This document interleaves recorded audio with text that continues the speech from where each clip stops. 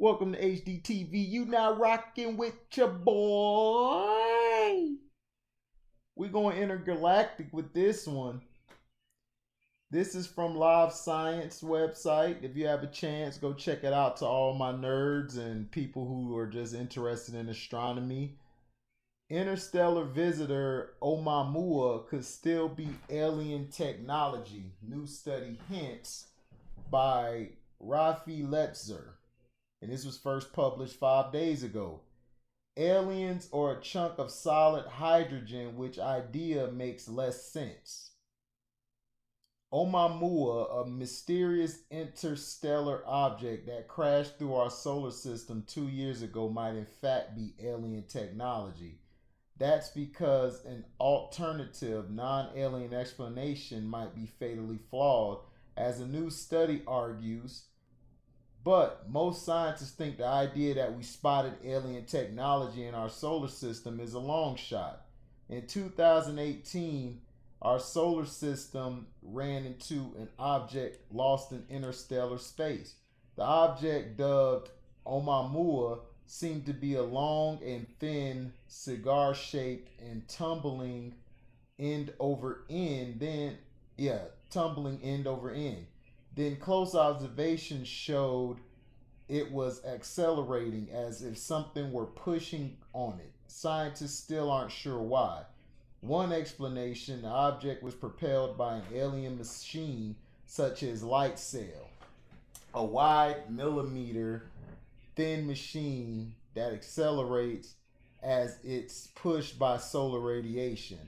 The main proponent of this argument was Avi Loeb, a Harvard University astrophysicist.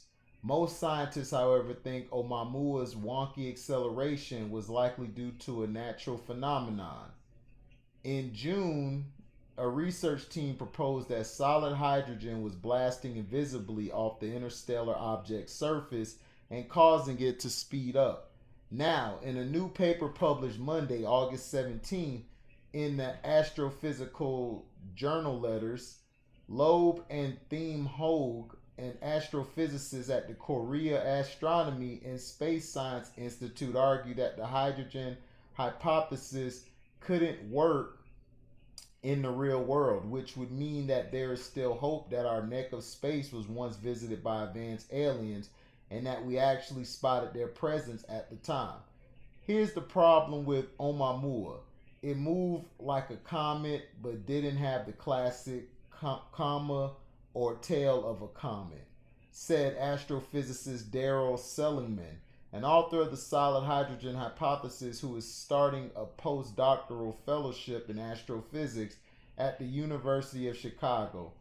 Oumuamua was the first object ever seen flying into our solar system and back out again. That's opposed to most solar system objects that turn circles around the sun, never leaving the celestial neighborhood. Its journey and the fact that it was accelerating suggested Oumuamua, which is estimated to be about 1,300 to 2,600 feet, 400 to 800 meters long, was a comet. And yet there was no comma or outgassing detecting coming from the object. Seligman said normally comets come from regions more distant from the sun than asteroids, and ice on their surface turns straight into gas as they approach the sun, leaving behind a trail of gas, or what we see as a beautiful comet tail, Seligman said. The outgassing changes how the comet moves through space. He said it's a bit like very slow rocket engine. The sun strikes the comet. The warmest part of the comet bursts with gas, and that gas flowing away from the comet sends it tumbling faster and faster away from the sun. In a paper published June 9th in the Astrophysical Journal Letters, Seligman and Yale astrophysicist Gregory Laughlin proposed that the object was a comet made up partly or entirely of a molecular hydrogen, lightweight molecules composed of two hydrogen atoms, H2. H2 gas freezes into a puffy, low-density solid only when it's very cold, minus 434.45 degrees Fahrenheit, minus 259.14 degrees Celsius. or just 14.01 degrees above absolute zero. In Earth's atmosphere, researchers had already proposed the existence of hydrogen icebergs. Out in the very cold reaches of space, Laughlin and Seligman wrote in the study an outgassing hydrogen wouldn't be visible from Earth, meaning it wouldn't leave behind a visible comet tail. The numbers worked out neatly, while a few other substances like solid neon could potentially explain the comma free acceleration. Hydrogen was the best match for the data. But in their new paper, Hong and Loeb respond to this idea and argue that the hydrogen iceberg explanation has a basic problem. Comets form when icy grains of dust bump into each other in space and form clumps. And then those clumps attract more dust than other clumps. And comets are like snowmen. They survive only as long as they don't melt. The stickiness that helps form comets is similar to the stickiness of ice cubes coming straight out of a cold freezer. Leave an ice cube on the counter for a minute or two, let its surface warm up a bit, and it won't feel sticky anymore. A thin film of liquid water on its surface makes it slippery.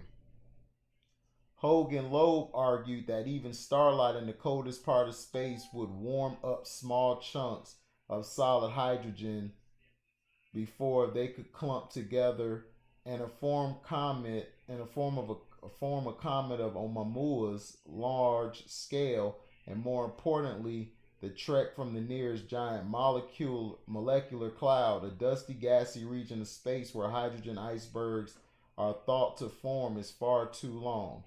A hydrogen iceberg traveling hundreds of millions of years through interstellar space would have fallen apart, cooked by starlight. Seligman and that Loeb's analysis was correct that no hydrogen comet would survive such a long trip. Hydrogen icebergs don't live that long in the galaxy, he said, and you definitely don't have time to get all the way from the nearest giant molecular cloud.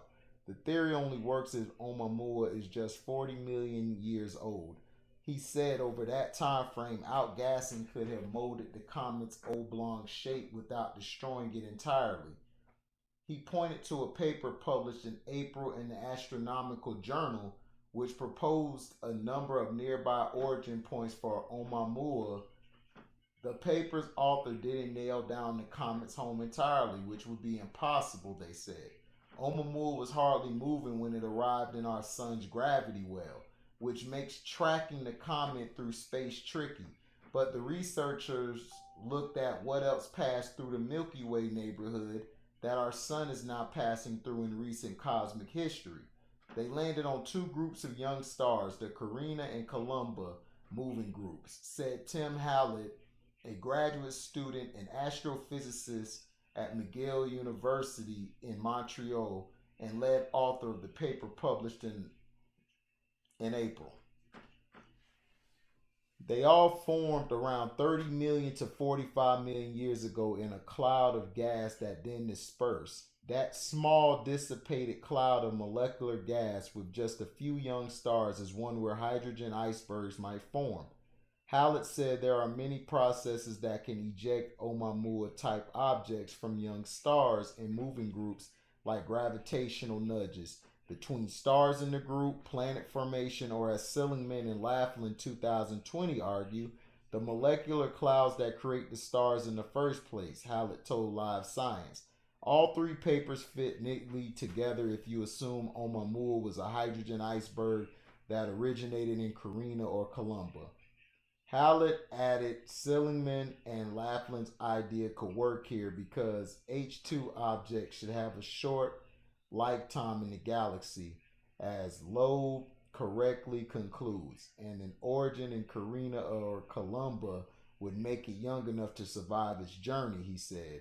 Loeb, however, disagrees. Shortening the distance that the H2 iceberg needs to travel does not solve the problems we outline in our paper, because the H2 iceberg would have formed when its parent planetary system formed billions of years ago, And in those eons, the iceberg would have evaporated, he told Live Science in an email.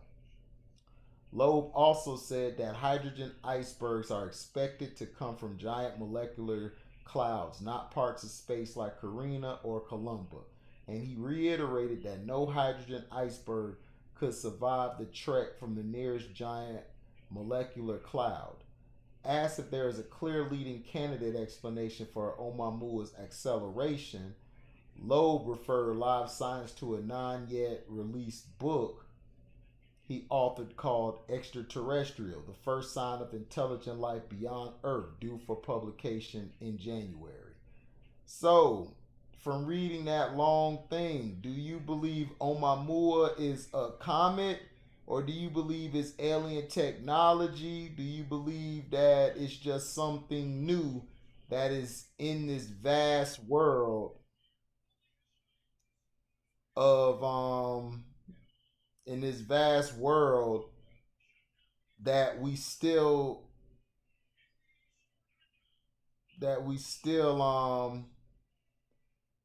really don't know about? To me, I feel like let's just cut the BS, man. We already know aliens exist. We know that we've interacted with aliens. Come on, all these movies that we've seen, you mean to tell me that we ain't seen one alien? And look at the past 100 years. Look how vast our technology is. We got flat screen TVs, we got mobile phones, we got cloud, we got all of this stuff. So you mean to tell me we just thought of all of this stuff just out of our mind? No, we've had some interactions with aliens somewhere. I don't have the proof on me now, but if I research, I should find some, but I may not. But I don't care. You could call me crazy or whatever. Doesn't matter. The idea is to think for yourself. Like I said on my previous video, they're trying to find another planet to move to because Earth is about dead. The resources of Earth are really about gone because of the pollution, because of the dumping of trash and that in the ocean. And I really believe that we've had people meet aliens or talk to aliens, and in exchange, they've taken us on trips out of space as well as given us technology for us to learn things and learn how things are. Because think about it. When people are creating stuff, how do they have the thought and idea to create something like that? How do they have an imagination to create an alien looking like the guy with the green face, or even E.T. in the movie E.T.? How did they come up with that idea to think, oh, this is how we're going to draw E.T. or this is how we're going to draw the movie Alien? Come on, man. We're dealing with aliens. I believe there's aliens out there that's just like us, that basically have come down and they've run amok in certain places and they sit back watching what we're doing. And I believe they meet with certain people. Because why? Cause, come on, the movie Men in Black and the Mothman Prophecies, all of that comes from the Mothman Prophecies. They talk about these real stories of meeting extraterrestrial life. I believe it's the Mothman Prophecies. I'm not sure. Please don't quote me on it and don't curse me out because I don't know. It might be, but I know somewhere there's books on this type of stuff. They want to make you believe everything is fiction because they want to keep you dumb. They want to keep you thinking, oh, everything's okay. We're going to be here forever. Stop it. No, we're not. I believe that all of this money going into the astronomy and everything is trying to look for where to move to, and they're only going to take certain people. They're not going to take everybody. They're going to take certain people that they feel like would fit into that new society, that new place, and the rest of us are going to be left behind. Even the movie Elysium showed you what they're trying to do. Even District 9 show you what's going on. That a lot of this stuff exists. They just don't want you to believe it. I'm telling you that movie Wale and all that stuff is real. And we need to start waking up and doing our research. Like I said, I'm gonna try to make some more content. Thank you for listening and supporting the page. Those who love the page, thank you. And continue sharing it, like, comment, and subscribe, and hit the notification bell. When you hit the notification bell, please select all. Please support On the Mark Show with Tracy and Cliff on Facebook, Instagram, and YouTube. I believe I might be wrong, but please support it. It comes on every Monday. It's coming on tonight around 6, 7, or 8 o'clock. I don't know how that works Eastern. I just know their time it'll probably be 6 o'clock or 7. I mean 7 o'clock their time probably, and 6 o'clock if you're either 4 o'clock or 5 or something like that on the West Coast. Just go check it out On the Mark, or you could put in OTM with Tracy and Cliff. And like I said, support the page, man. And thank you all for listening. We out. Live boy.